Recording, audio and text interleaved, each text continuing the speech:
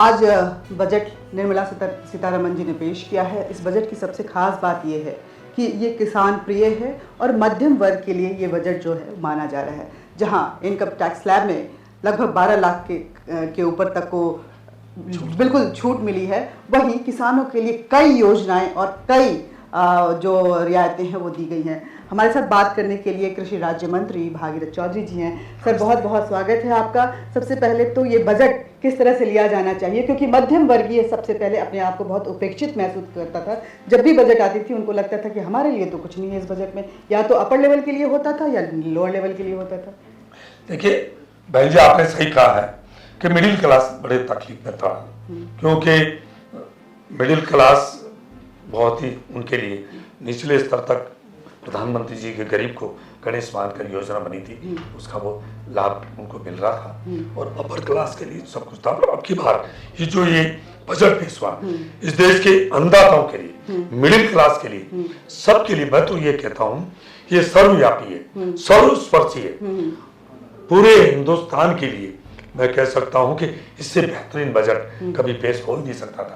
हम उम्मीद ही नहीं करते थे। उससे भी बढ़िया ये बजट पेश किया गया प्रधानमंत्री नरेंद्र भाई मोदी जी का, जो तीसरे कार्यकाल का जो पहला पूर्ण बजट जो पेश हुआ, वित्त मंत्री निर्मला सीतारमण जी ने ऐतिहासिक बजट पेश किया गया है।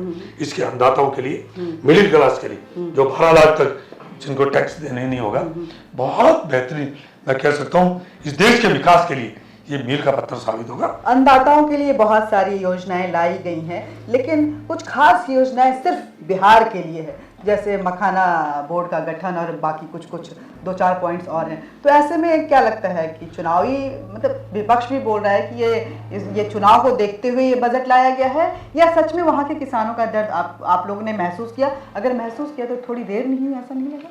मैं आपको बताऊँ जी, वास्तव में मखाना बोर्ड, मखाना की जो पैदावारी हो रही है वो मध्य बिहार के अंदर हो रही है, राजस्थान में नहीं होती, मध्य प्रदेश में नहीं होती, उत्तर प्रदेश में नहीं होती। जहां पैदावारी किसान पैदा लेगा वहीं तो बोर्ड बनाया जाएगा।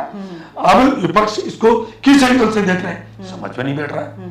मैं कह रहा हूं आखिर वो भी तो मनमोहन सिंह जी यूपी की सरकार थी 10 साल में, वो भी वो बोर्ड का गठन कर सकते थे, उसको किसी ने मनाही करी क्या? किसान सम्मान निधि प्रधानमंत्री जी ने शुरू करी, वो भी कर सकते थे। एमएसपी बढ़ाने का काम 10.5 साल में 2 गुना, 2.5 गुना, 3 गुना किया, ये वो भी कर सकते थे, परंतु वो कभी चाहते नहीं थे। मैं कह रहा हूं जो विपक्ष आज इस तरह की जो बातें कर रहे हैं, उनका अंग्रेजों की नीति और विपक्षी नीति एक ही है। अंग्रेजी नीति क्या थी? फूट डालो, राज करो, एक धर्म से दूसरे धर्म को लड़ाओ, एक जाति से दूसरी जाति को लड़ाओ, भाई से भाई को लड़ाओ। ये विपक्ष भी उससे 2 कदम आगे चली।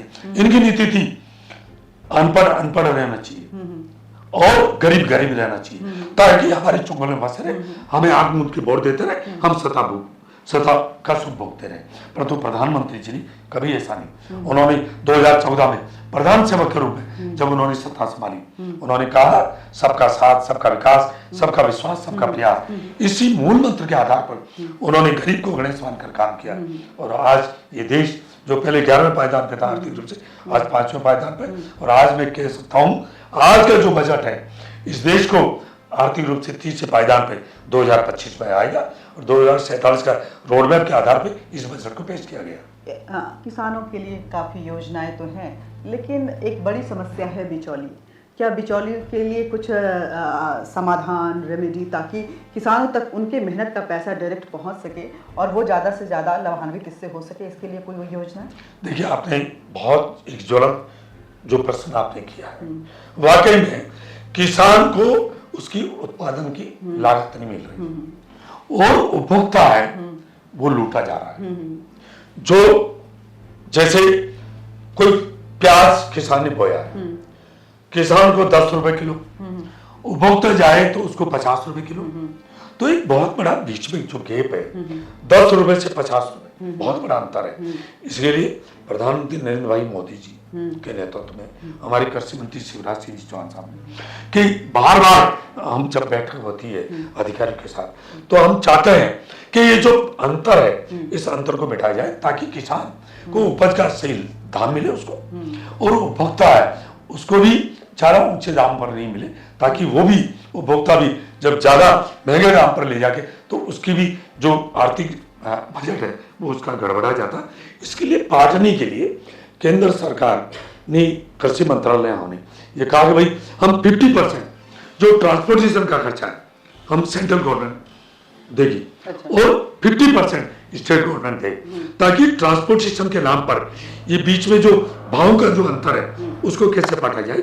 इसके लिए हमारे कृषि मंत्रालय नरेंद्र भाई मोदी जी हमारे प्रधानमंत्री एक आखिरी ने सवाल। स्पष्ट में संकेत दिया और उस पर काम चल रहा है। एक आखिरी सवाल, अभी आप बोल रहे हैं कि हम इतना काम कर रहे हैं, इतना अच्छा बजट लाए हैं, ये लाए हैं, हम किसानों को बहुत ज़्यादा इससे फायदा होने वाला है। विपक्ष बोल रही है कि एमएसपी तो दिया नहीं, झुंझुना थमा दिया। देखिए मैं और बता दूं, एमएसपी की मैं बात करूं 2014 के पहले मैं जिस स्टेट से आता हूं, राजस्थान से, राजस्थान में बाजरा जो अब प्रधानमंत्री जी श्रीअन्न का नाम दिया है, सबसे ज्यादा हिंदुस्तान में बाजरा हमारे राजस्थान में होता है। 2014 के पहले 1250 रुपए एमएसपी थी, आज 2625 रुपए। ऐसे दलहन हो, तिलहन हो, चाहे फल हो, फूल हो, सब में एमएसपी बढ़ी है। 2014 के बाद जो एमएसपी बढ़ाई गई, यदि इन्होंने 55-60 साल तक उस रेशे से एमएसपी बढ़ाते तो आज किसान के घर की माली हालत इतनी खराब नहीं रहती। ये बातें करते हैं परंतु इन्होंने कभी किसान का भला नहीं सोचा। भला सोचने काम किया तो नरेंद्र भाई मोदी जी के नेतृत्व और डॉक्टर स्वामीनाथन जी ने जो सपना सोचा था, तो उसकी शुभ शुरुआत आज के बजट में हुई है। मसूर, तुअर और उड़द। विपक्ष को संदेश देना चाहेंगे काफी। मैं विपक्ष से ये निवेदन करना चाहूंगा, आप राजनीति नहीं करिए, आप देश के अन्नदाता के लिए, अन्नदाता है वो। देखिए मैं कहता हूं इस देश का अन्नदाता महान है, नहीं उसके कोई काम करने की आयु सीमा है। बूढ़े से लेकर बच्चे तक महिलाएं रात दिन काम करती है, नहीं उनकी समय सीमा है कि 8 बजे जाना है, 5 बजे आना, ऐसा नहीं है। इस देश का अन्नदाता महान है जो 145 करोड़ जनता के पेट भरता है, उनके भले के लिए सोचिए। आज प्रधानमंत्री जी नेतृत्व में उनके भले के काम हो रहे हैं, इसलिए ये इस तरह के अनगढ़ बयानबाजी कर रहे हैं। इनको मैं विपक्ष को निवेदन करना चाहूंगा। और आप बताइए, प्रधानमंत्री जी चाह रहे हैं देश के अन्नदाता के लिए जितना भला कर सकते हैं वो करने के लिए वो तैयार है, और प्रधानमंत्री नेतृत्व में इस देश का अन्नदाता खुशहाल होगा, समृद्ध होगा, तभी ये राष्ट्र आगे बढ़ेगा। बहुत बहुत धन्यवाद। धन्यवाद।